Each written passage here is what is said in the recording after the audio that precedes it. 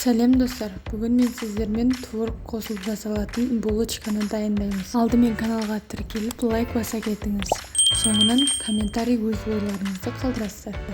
Осылай қып-қызыл болып әдемі болып піседі. Өте жұмсақ болып піседі, дәмі де керемет. Достар, менің каналымда тағы булочкалардың рецепттері бар. Оны да қарап өздеріңіз жасап көріңіздер. Видеоны соңына дейін қараңыздар. Бізге ең алдымен жылы сүт, сары май, 4 ас қасық қант,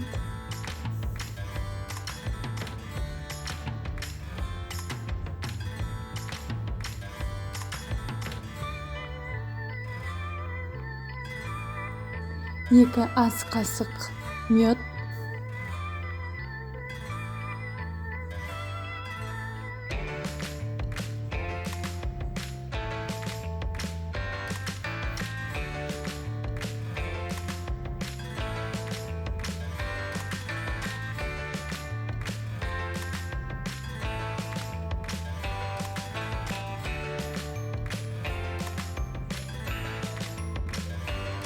барлығын жақсылап араластырып аламыз.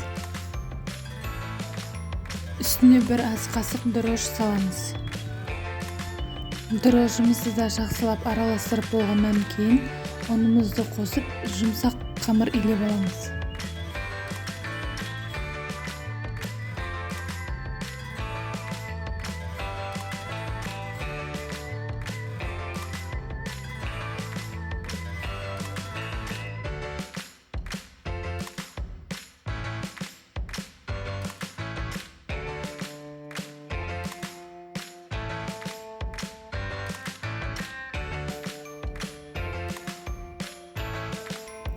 Қамырымызды 2 сағатқа бетін жауып қойып қоямыз.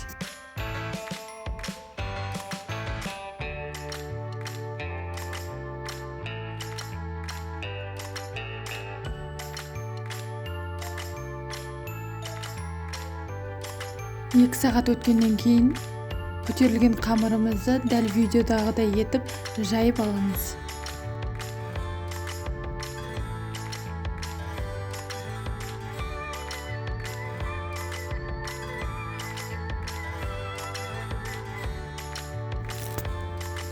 Енді салмасын дайындаймыз. Мен салмасына творог, қаймақ, қант және жұмыртқаның ағын салдым.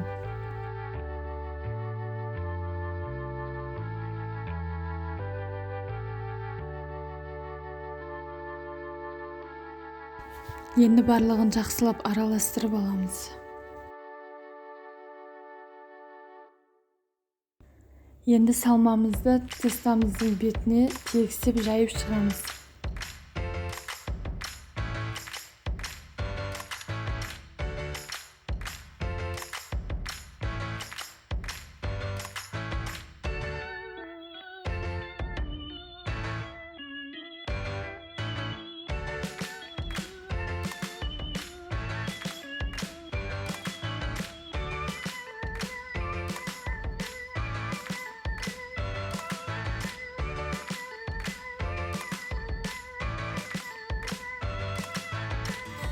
Енді мен арасына мейіз салып шықтым.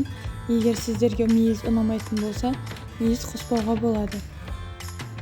Мейіздің орнына түрлі жаңғақтармен ауыстырсаңыздар болады.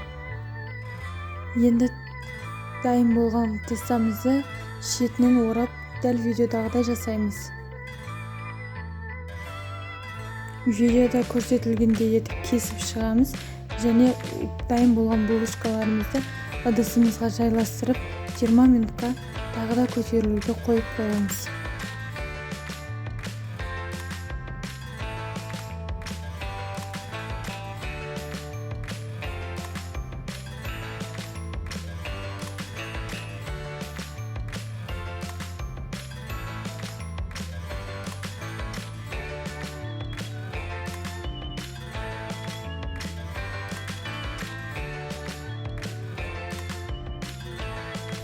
«180 градусқа қызып тұрған пешімізге қызарып піскенше пісіріп аламыз.